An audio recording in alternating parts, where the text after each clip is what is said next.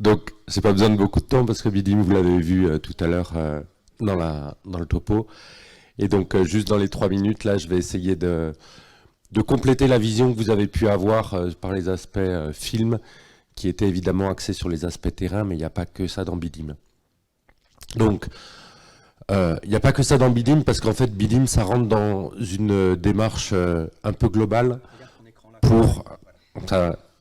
pour mieux et plus rapidement, plus efficacement, plus facilement screener des macro-organismes auxiliaires candidats en lutte biologique. Donc ça, c'est un peu ce qu'on fait d'habitude. Et de ce point de vue-là, BIDIM, ça vise à mieux phénotyper en amont des souches candidates et en traiter plus. Et de façon plus pertinente, ça vise à tester plus de souches et de façon plus précise sur le terrain. Et éventuellement, c'était dans le film, ça vise à développer des produits de biocontrôle qui seraient des mélanges face à des communautés de bioagresseurs. Et la deuxième dimension dans BIDIM, donc c'est ça en fait le vrai sens de l'acronyme, c'est que indépendamment de ces technologies-là, il nous faut réfléchir à des modèles d'affaires qui nous permettent que ces innovations, elles passent effectivement dans la pratique pour des filières ou pour des territoires qui en ont besoin.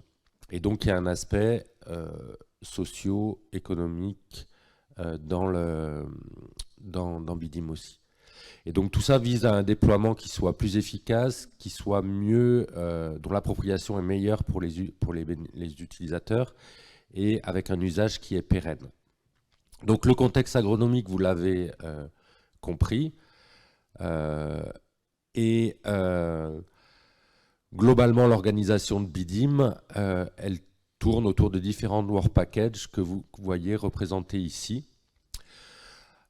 Donc on a bien visualisé sur le film les aspects terrain, un peu moins le reste, et notamment la partie qui se passe en labo, sur les aspects de vidéophénotypage notamment. Alors là, vous voyez ici les non permanents qu'on a recrutés dans le cadre du projet BIDIM, et c'est l'occasion de les saluer. Et pour faire juste un petit focus sur les aspects labo, une des originalités de BIDIM, c'était de faire le pari que l'adéquation des auxiliaires au microclimat présent dans la culture était pertinente. Et pour cela, on s'est appuyé sur un prototype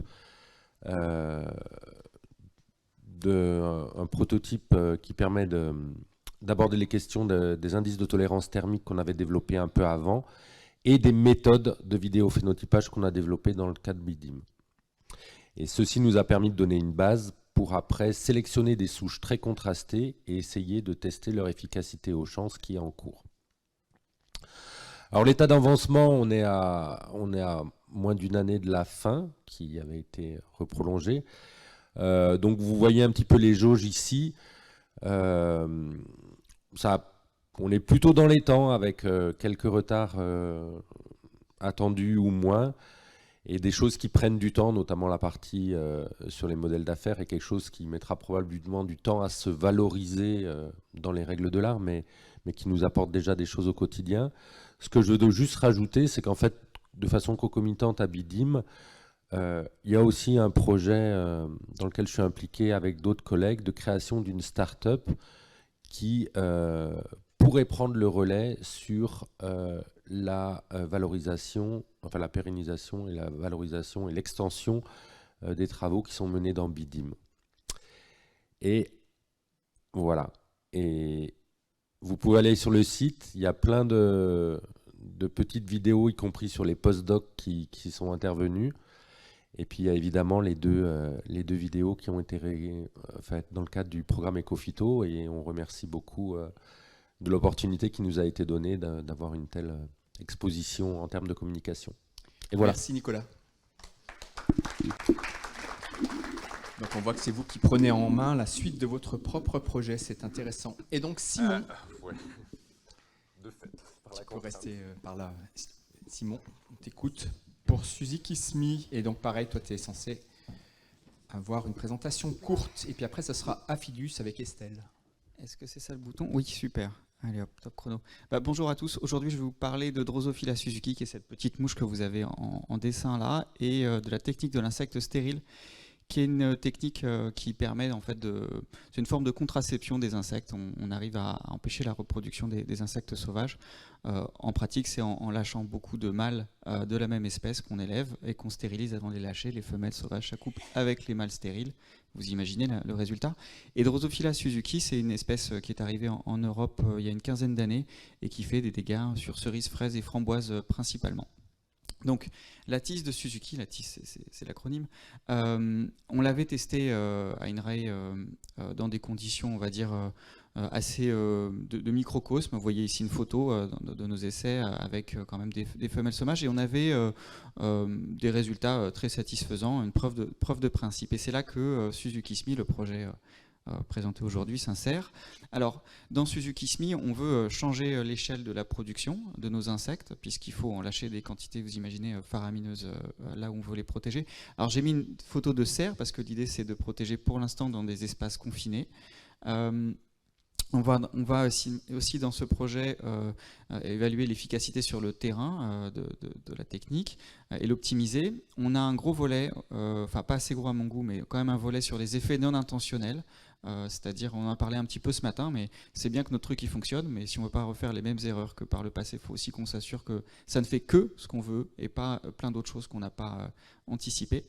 Et puis on a un volet SHS de co-construction avec les filières, parce qu'on s'inscrit clairement dans une démarche transdisciplinaire. Alors, c'est l'illustration. Vous voyez ici notre consortium. Vous retrouvez les acteurs classiques, INRA, CNRS, le CTIFL, qui est donc cet institut qui fait l'interface d'une certaine manière entre recherche plus académique et terrain. Et on travaille main dans la main avec les filières fraises, cerises et framboises, même s'ils ne sont pas officiellement partenaires du projet. C'est avec eux qu'on fait nos réunions scientifiques, c'est avec eux qu'on va sur le terrain, et c'est avec eux qu'on trouve où est-ce qu'on fait nos essais terrain. Et pour finir, je vais vous présenter les premiers résultats du projet, qui sont en fait super cool. On va plus vite que prévu. Alors, on a fait des essais sur fraisier en hors sol, dans des chapelles que vous voyez ici. Vous voyez les rangées de fraises sous filet, qui étaient menées comme on produit normalement de la fraise, c'est-à-dire avec des récoltes bi-hebdomadaires, etc. Et sur ce graphe, vous avez en bleu les 10 chapelles de témoins. Vous voyez une explosion de la proportion des fraises qui étaient infestées par la mouche. Et en rouge, vous avez là où nous avons lâché nos mâles stériles. Et vous voyez que pendant au moins 4 semaines, peut-être même plus, on avait un contrôle des dégâts. Là, on parle bien des dégâts sur les fraises, qui étaient très satisfaisants. Donc on passe maintenant aux essais terrain avec un gros challenge, qui est que pour cette augmentation de la production des insectes, on pense qu'on n'a pas les compétences en interne, ni à l'INRA, ni chez nos partenaires, et qu'on doit d'ores et déjà se trouver des partenaires industriels pour produire en vraie quantité avec des méthodes modernes. Voilà. Merci Simon. Et donc Estelle, on vous écoute pour Aphidius, et puis après Bruno, tu te prépares pour Enfin.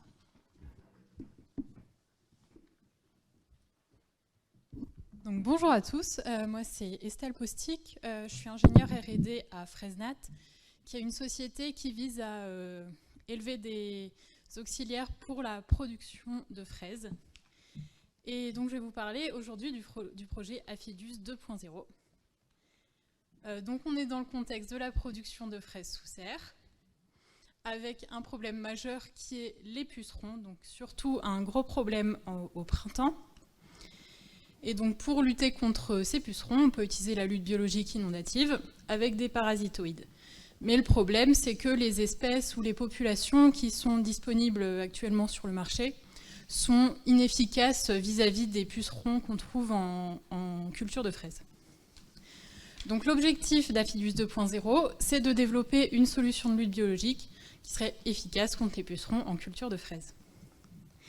Donc nous, dans le cadre du projet, on se concentre sur 4 espèces de pucerons qui sont celles qui posent le plus de problèmes en culture de fraises au printemps. Et on élève 2 espèces de parasitoïdes, un spécialiste et un généraliste. Le premier objectif du projet, c'est d'optimiser l'élevage des parasitoïdes. Donc pour cela, on travaille sur leur variabilité génétique et sur leur hôte d'élevage. Et on vise à maximiser leur performance en produisant des souches de parasitoïdes qui seraient optimisées pour la culture de fraises, donc optimisées pour les pucerons qu'on trouve spécifiquement en culture de fraises. Ces souches optimisées pour la culture de fraises, on veut qu'elles soient efficaces sous serre, donc on veut également optimiser les lâchers, notamment en utilisant des plantes relais. Et on a l'objectif de construire un modèle économique en impliquant les utilisateurs finaux de la solution de lutte biologique, c'est-à-dire les producteurs de fraises. C'est pour ça qu'on a 2 coopératives dans le projet, Saviol et la Scafel. Donc la solution clé en main qu'on imagine pour la fin du projet, c'est une solution de lutte biologique sur mesure pour les producteurs de fraises de France. Donc on vise la distribution via les organisations de producteurs de fraises de plantes relais avec des souches de parasitoïdes qui seraient optimisées pour la fraise. Donc ce qu'on a pu faire depuis le début du projet, donc on a commencé au printemps 2022, on a prospecté les parasitoïdes dans des serres de production de fraises dans plusieurs régions de France pour commencer à fonder nos populations de parasitoïdes et commencer à les multiplier.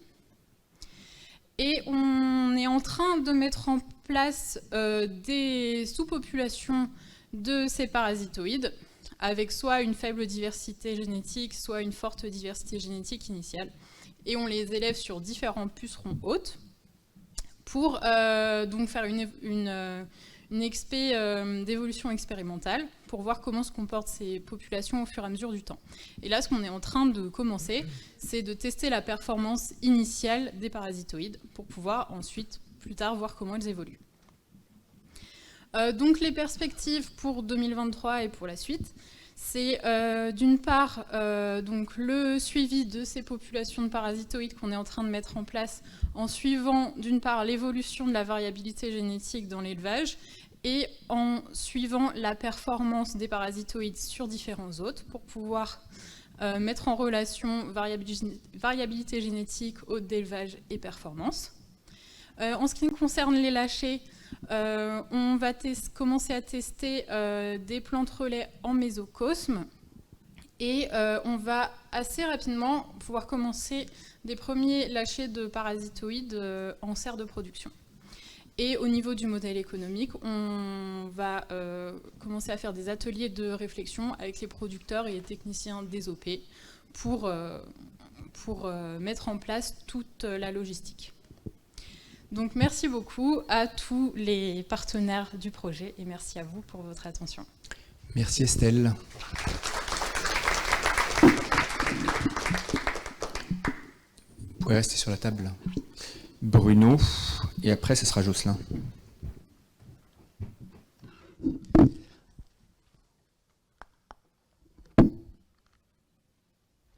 Bonjour, Bruno Lecam, donc je suis chercheur INRAE. Et donc, dans mon équipe à Angers, on travaille sur le développement d'un nouveau concept en protection des plantes appliqué à la tablure du pommier. Alors, si vous posez la question de savoir pourquoi le pommier est la culture la plus traitée en France, c'est en grande partie en raison de ce champignon qui s'appelle Venturina equalis. Et donc, il y a plusieurs raisons qui expliquent les 25 traitements qui sont appliqués chaque année pour lutter contre cette maladie. Le premier point, c'est qu'en fait, il y a une tolérance zéro défaut sur fruits commercialisés. Et deuxième point, c'est que la majorité des variétés plantées sont sensibles à cette maladie. Donc, comme au labo, on travaille sur des alternatives à l'utilisation des pesticides. Donc, on développe un nouvel ITK basé sur 2 inventions brevetées par INRAE. Alors, la première invention rend le pathogène non virulent. On a effectivement identifié une lignée pathogène sur l'Arbus pyracantha, mais non pathogène sur le pommier. Donc c'est une lignée de Venturina equalis. Et au laboratoire, quand on croise la lignée pommi et la lignée non pathogène pyracantha, on obtient des hybrides qui sont non pathogènes sur le pommier. Alors d'où l'idée d'introduire massivement des souches de la lignée pyracantha dans le verger pour les forcer à se croiser avec les populations locales pommies, pour générer ainsi au printemps des hybrides non pathogènes en verger. Alors c'est une stratégie qui est très nouvelle chez les champignons, mais qui se ressemble beaucoup à la stratégie que vous a présentée à l'instant Simon, de la technique de l'insecte stérile. La seconde invention repose sur le fait qu'on s'est aperçu que l'application de souches de la lignée non pathogène Pyracantha protégeait les pommiers contre les attaques ultérieures de tavelure par induction de réaction de défense. Donc le projet, enfin, vise à combiner les deux innovations. Donc l'idée, c'est d'appliquer à l'automne des souches de la lignée Pyracantha pour perturber le cycle sexuel, pour générer des hybrides non pathogènes, et également des applications au printemps de lignée Pyracantha, à la place des fongicides, en fait, pour protéger les jeunes pousses de pommiers. Alors, est-ce qu'on a un projet clé en main? Évidemment non, pas encore. On y travaille en tous les cas. On y travaille comment? Alors, en faisant la preuve de concept alors, on utilise plusieurs sites de production. On a 4 sites de production. On travaille avec les gens de l'IFPC, du CTIFL et de l'unité expérimentale de Angers INRAE. Et puis à côté de ça, on regarde effectivement les effets non intentionnels, un peu comme pour la technique, les effets non intentionnels de cette stratégie. Et on collabore également avec les industriels de la production et de la formulation pour parvenir à produire des spores en quantité suffisante pour pouvoir l'appliquer ensuite en verger. Ce n'est pas une masse à faire. Et on se pose la question de l'acceptabilité de la stratégie au sein de la filière, donc du producteur au consommateur en passant par les riverains. Et ça, donc, ce sont des collègues économistes de l'UMR SADAP d'AgroParisTech et du CTIFL qui gèrent ça. Alors, en termes de valorisation, sous réserve bien évidemment que ça fonctionne, notre stratégie, on peut envisager que l'INRA puisse vendre les licences auprès d'industriels du biocontrôle pour assurer la diffusion et la commercialisation de notre innovation. Je tiens à remercier chaleureusement mes collègues de l'IRHS à Angers et de l'IFPC. IFPC, c'est pour Institut français des produits cidricoles, le CTIFL et les collègues de l'UEA d'Angers et économistes de l'UMR s'adapte. Je vous remercie. Merci Bruno.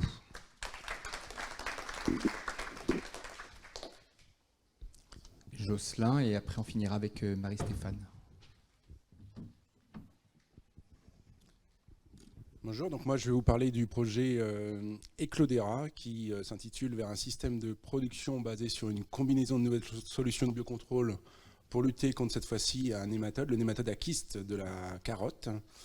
Donc projet qui s'appuie sur un consortium assez resserré autour de 4 partenaires qui ont des compétences complémentaires que sont l'UMR, INRA et IGEP, le CMI du Centre Roulier, le Cileban et Villemorin-Mikado. Alors le nématode à kyste de la carotte, il s'appelle Heterodera carotté, il a une gamme d'hôtes très étroite, donc il attaque que la carotte, qu'elle soit sauvage ou cultivée. Et comme son nom l'indique, il forme des kystes, et les kystes renferment des larves, une bonne centaine de larves par kyste, et ces kystes peuvent survivre facilement pendant 10 ans dans les sols, quand la plante hôte n'est pas présente, et c'est la perception des exudats racinaires envoyés par la carotte qui va stimuler l'éclosion des larves qui sont contenues dans ces kystes. Sans protection, on peut observer des pertes de rendement qui vont jusqu'à 80%, c'est ce qui est illustré sur la photo ici.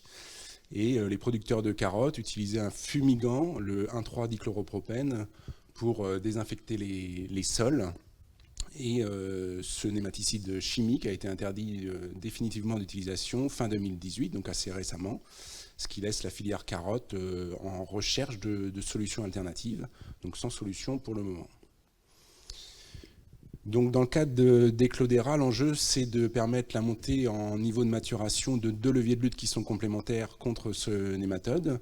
Le premier, c'est l'utilisation d'exudats racinaires pour stimuler l'éclosion des larves quand la plante n'est pas présente. C'est ce qu'on appelle l'éclosion suicide. Donc le principe, c'est d'apporter de l'exudat quand il n'y a pas de carotte. Du coup, le nématode croit qu'il y a de la carotte, il sort de son kyste, et comme il n'y a pas de carotte, et au bout de 10 jours, il meurt. Donc ça, c'est une solution qui se heurte à la production massive d'exudats. On a aussi montré sur un autre nématode que le microbiote du sol pouvait avoir un effet sur l'efficacité de cette solution. Le deuxième levier qu'on explore, c'est l'utilisation d'une carotte résistante comme plante de service. Alors ce qu'il faut savoir, c'est qu'il n'y a pas de carotte de consommation résistante. Et donc Villemorin-Mikado a développé une variété qui s'appelle Terra Pure, qui n'a pas pour but d'être mangée. C'est une toute petite carotte blanche avec beaucoup de racines qui va quand même stimuler l'éclosion des larves. Et les larves ne vont pas pouvoir faire leur cycle du fait de la résistance de la plante. Mais là, ils ont encore des gros problèmes de production de semences, que ce soit d'un point de vue quantitatif, la quantité de graines, ou qualitatif sur la germination. Et la durabilité de la résistance n'a jamais été étudiée, évidemment. Donc les objectifs du projet, c'est d'identifier les molécules qui stimulent l'éclosion dans les exudats de carottes, d'étudier la durabilité des deux leviers, de les positionner dans l'itinéraire technique, mais en prenant en compte l'effet du microbiote du sol, et de favoriser l'adoption des solutions. Donc il y a 4 objectifs qui se déclinent en 4 work packages interconnectés. Dans le premier work package qui concerne l'identification des molécules, on va principalement mener des approches de métabolomique non ciblées. Dans le deuxième work package sur la durabilité des leviers, on va mener des approches d'évolution expérimentale sur toute la durée du projet pour comparer des stratégies d'utilisation de la variété Terra Pure. Dans le troisième work package sur le microbiote et le positionnement dans l'itinéraire technique, on étudie l'effet du microbiote des précédents culturaux, donc qui sont susceptibles de rentrer en rotation avec la carotte sur l'efficacité de l'éclosion suicide. Et on a mis en place des essais qui vont durer aussi sur la totalité du projet. Et le quatrième work package concerne la diffusion des résultats. Voilà, j'espère que j'ai tenu le délai. Merci Jocelyn. Merci. Donc tu restes par là. Marie-Hélène Tixier, on vous attend. Et donc juste pour en attendant, en fait le dichloropropène a été interdit beaucoup plus tôt, mais il a bénéficié 11 années de suite d'une dérogation 120 jours, période pendant laquelle il aurait été opportun d'essayer de trouver une solution alternative, ce qui n'a pas été C'était interdit en 2009 au niveau européen et sous dérogation jusqu'à fin 2018. Ouais.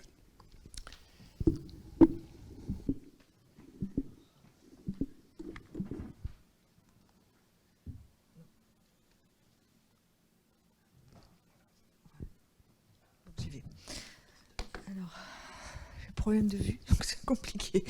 Bonjour, je suis Marie-Stéphane Tixier, je suis professeure à l'Institut Agro-Montpellier et donc je vais vous parler d'acariens, de lutte biologique et de tomates sur un projet qui s'appelle Biolictum et qu'on a mené à bien avec des partenaires INRAE, donc CBGP, mon unité de recherche, et aussi l'INRA d'Alenia, l'UMR Moïsa à Montpellier pour les aspects socio-économiques et le CTFL comme partenaire technique. Donc la tomate est attaquée par plusieurs types de bioagresseurs, des insectes, des maladies et aussi des acariens. Et parmi ces acariens, il y en a un en particulier qui pose des problèmes parce qu'il n'existe pas aujourd'hui de solution de lutte biologique. Donc il s'agit d'Aculopsis copercici, acarien qui entraîne la carieuse bronzée de la tomate. Donc pas de solution biologique et pourtant il existe des prédateurs dans la nature et ces prédateurs en fait c'était un des premiers enjeux du projet Ecophyto précédent qui s'appelait Acarosol, était de trouver dans la biodiversité des acariens prédateurs phytocéides certains qui soient adaptés à la fois à la proie et à la fois à la tomate, puisque vous voyez qu'il y a quand même quelques trichomes un peu hostiles pour ces bestioles qui s'y promènent dessus. Donc un prédateur a été trouvé et l'enjeu de Biolictum était de décliner ou d'expérimenter les méthodes d'introduction de ce prédateur non commercialisé. Donc on a observé ce prédateur sur des plantes en grande quantité, notamment la menthe et le phlomis, Phlomis fructicosa. Et donc l'idée est de pouvoir tester dans ce projet des introductions de prédateurs via des plantes relais, via des transferts actifs en mettant des branches en gros de plantes relais sur les feuilles, sur les plantes de tomates, pardon, et ensuite d'analyser, comme vous l'avez vu dans le film, l'acceptabilité et la volonté des producteurs de tomates à adopter ces solutions. Donc la méthodologie, il y a eu des essais en laboratoire, complétés avec des essais en en serre, pour tester l'efficacité, et aussi parce que c'est un prédateur généraliste. L'idée était de voir quelles opportunités pouvait apporter l'utilisation de ce prédateur. Est-ce qu'il pouvait consommer d'autres proies comme Tuta absoluta, comme des aleurodes aussi, et quel risque il y avait aussi à implanter des plantes relais à l'intérieur d'une culture, même si les phlomis et les menthes ne sont pas des solanacées. Et le dernier volet était bien sûr, comme je l'ai dit, l'acceptabilité. Alors comme j'avais que 3 minutes, j'ai fait un tableau de synthèse sans graphique, donc qui montre qu'en gros, on a trouvé des résultats intéressants en labo et en serre, à la fois en termes d'efficacité, même si on a encore des progrès à faire en termes d'efficacité en serre pour déterminer le nombre de plantes qu'il faut mettre à côté des tomates. Ce qui est intéressant et positif, c'est que les prédateurs quittent les plantes relais ou les plantes banques pour aller vers les tomates. Donc ça, c'était pas gagné au départ. Que en termes d'opportunités, ce prédateur, il mange Tuta absoluta, des aleurodes, des tétraniques et du pollen. Donc ça veut dire qu'en fait, il fait un peu le ménage pour tout. Et en termes de risque, on a montré aussi que même si le phlomis et la menthe n'étaient pas des plantes hôtes pour des ravageurs en général de la tomate, ils pouvaient l'être pour Tetranicus urticé, qui est un acarien ravageur important et polyphage. Et l'acceptabilité, les enquêtes sont en cours. Donc pour terminer, on a une solution efficace, un prédateur qui est polyphage, qui ouvre des perspectives pour pouvoir lutter contre cet acarien ravageur, mais d'autres insectes aussi ravageurs, en complémentarité avec les solutions existantes. On privilégie la stratégie de plantes relais par diffusion active ou passive, même si c'est compliqué parce qu'en fait, il faut déterminer les doses à apporter, c'est-à-dire les quantités de plantes à planter où et quand. Et on est en contact avec des firmes de biocontrôle pour pouvoir développer des élevages de masse pour réaliser des commercialisations de cet acarien prédateur nouveau. Et bien sûr, restera à déterminer les risques, hein, comme tout le monde l'a un peu dit, en termes d'interaction positive ou négative, et les coûts ensuite d'adoption de la solution pour les producteurs. Merci beaucoup. Éléonore, je comprends qu'il n'y a pas de questions de la part d'Internet. Est-ce qu'il y en a dans la salle? Alors, j'en vois plusieurs. On va essayer de faire le tour. Donc, Denis. Excuse-moi. Vas-y, Denis. J'ai une question aussi à Simon. Bonjour. Dans les insectes qui ont des systèmes d'accouplement multiples, il y a beaucoup de travaux qui montrent que la femelle est capable de choisir son partenaire sexuel, le mâle, en fonction du nombre de spermatozoïdes qu'il est capable de produire, de la vitalité et du pouvoir fécondant des spermatozoïdes. Si c'est le cas chez les drosophiles, est-ce que c'est pas un facteur qui peut se révéler très vite limitant à ce genre de technique, lâcher des mâles stériles? Non. Ça marche ? Ouais. Alors, il y a au moins 3 questions différentes dans la même question. Juste en introduction, la tisse, on n'a rien inventé. Hein, c'est un truc qui existe depuis 50 ans ou 70 ans et qui fonctionne pas mal sur d'autres insectes. Donc, on ne fait que la développer sur Suzuki. Pour ce qui est de l'effet des accouplements multiples, en fait, les accouplements multiples en eux-mêmes ne changent rien à l'efficacité de la tisse parce que ce qui compte grosso modo, c'est le ratio de spermatozoïdes fertiles et stériles qui existe dans l'univers de probabilité de rencontre avec les ovocytes de la femelle. Là où ça peut avoir un effet, c'est justement si la femelle elle-même est capable de trier le sperme en fonction de savoir s'il est fertile ou stérile. Ce que pour l'instant, on n'a pas de données qui permettent d'indiquer ça, même si ça fait partie de l'agenda des trucs à regarder. Ce qu'on a par contre regardé assez récemment, c'est justement les préférences d'accouplement des femelles, parce qu'on a développé une lignée haute performance à INRAE où les mâles sont super appréciés des femelles. Si elles ont le choix, elles préfèrent s'accoupler avec nos mâles. Mais on a aussi découvert que les femelles sauvages n'ont pas toutes les mêmes préférences d'accouplement et que en fait, certaines préfèrent les mâles avec certaines caractéristiques et d'autres avec les mâles d'autres caractéristiques. Donc en fait, travailler sur ces aspects-là est justement un des leviers pour gagner en efficacité. Oui, c'était aussi une question pour Simon. Je voulais juste savoir où on en était des aspects réglementaires de la tisse en France et en Europe. Alors, ou en Europe, je ne sais pas où ça va se jouer. Je ne suis pas le plus fort sur ce genre de sujet-là. Je pense que dans ce bâtiment, il y a des gens dont c'est le métier, en fait. En fait, il n'y a pas vraiment de position. En fait, on a un cadre réglementaire qui nous avait été soufflé jusqu'à présent par les fonctionnaires d'ici. Mais je pense que ça va évoluer et que ça va se cadrer, mais pour l'instant, il n'y a rien qui dise que ça va être interdit, c'est juste, grosso modo, préciser les conditions d'usage. Ma question, c'est jusqu'à quel point c'est bloquant pour vous, en fait, pour aller plus loin ou pas? Pour l'instant, c'est pas bloquant. Au pire, on aurait des demandes à faire, des demandes d'introduction. Et en fait, l'ANSES a fait un super travail au printemps dernier avec des auditions pour faire un guide. Alors, le titre à rallonge, mais un guide de préconisation de comment est-ce qu'on doit faire les demandes d'introduction et qui nous dit exactement les différents points sur lesquels on doit agir. Et donc, a priori, on suit le mode d'emploi. Et puis, comme on fait attention, je ne vois pas de raison que ça passe pas, que ça marche pas. Oui, ma question s'adresse aussi à Simon. Quand vous pensez à sortir votre solution de la serre vers l'extérieur, donc en termes de lâcher de mâles stériles, est-ce qu'il y a des leçons à tirer de ce qui a été fait, ou ce qui se fait ou a été fait chez le moustique, par exemple? J'imagine un des freins, c'est l'existence ou non d'espèces voisines interfertiles qu'on ne veut surtout pas toucher, mais est-ce qu'il y a des leçons à tirer? Ouais, c'est une super bonne question qui permet de souligner qu'en fait, on a beaucoup travaillé avec les gens qui faisaient les moustiques ces dernières années, parce qu'il y avait beaucoup d'aspects en synergie. En fait, ce qui se passe chez le moustique, alors je précise, c'est le moustique tigre, Aedes albopictus, où il y a des projets à La Réunion notamment, et maintenant qui commencent aussi en métropole, a particularité de faire de la satirisation, c'est-à-dire grosso modo de la zoophilie chez les animaux, où en fait, il s'accouple également avec Aedes aegypti, qui est le moustique de la fièvre jaune. Mais ça, c'est une spécificité des Aedes. Chez nous, les drosophiles, elles ne font pas d'accouplement entre espèces. Donc en fait, la tige a cet intérêt d'être extrêmement spécifique, mis à part des effets assez indirects, par exemple parce qu'on a joué sur les densités de population, on ne s'attend pas à ce que nos mâles stériles directement soient en train d'interagir avec telle ou telle autre espèce. J'ai une question. Juste une question du chat. Est-ce qu'il pourrait y avoir une autorisation en agriculture biologique? Il faut demander aux gens qui font le label AB, en fait, c'est à eux de se positionner. J'avais une question pour Bruno Lecam.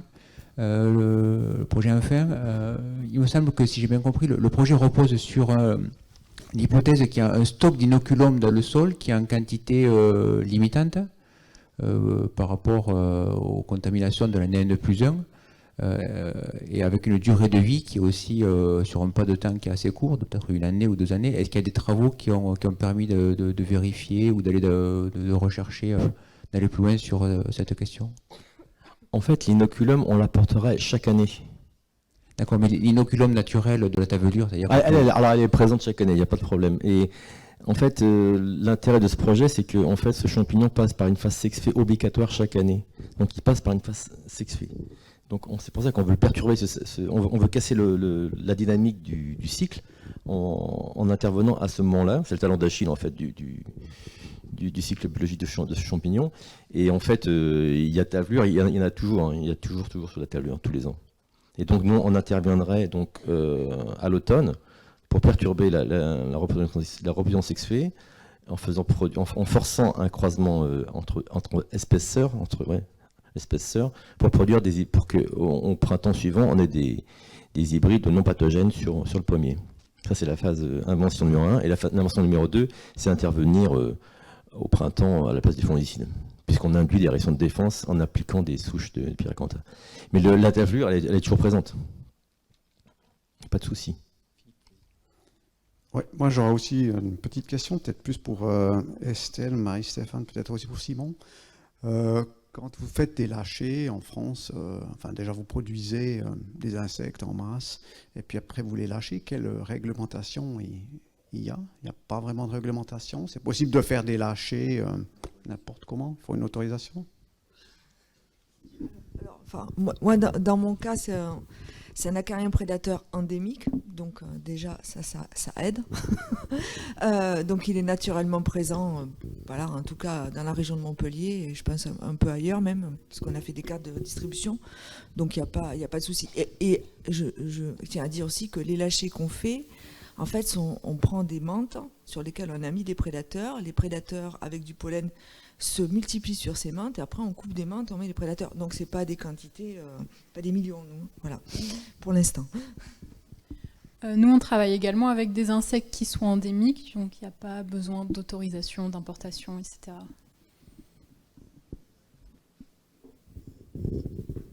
Ok, est-ce qu'il y a encore questions dans la salle? Sinon, on va arrêter là et aller à table. Je ne vois pas de main se lever. Ben, écoutez, merci à tous, merci encore aux orateurs. Et puis nous avons réussi à tenir la gageure de passer 19 projets dans la matinée.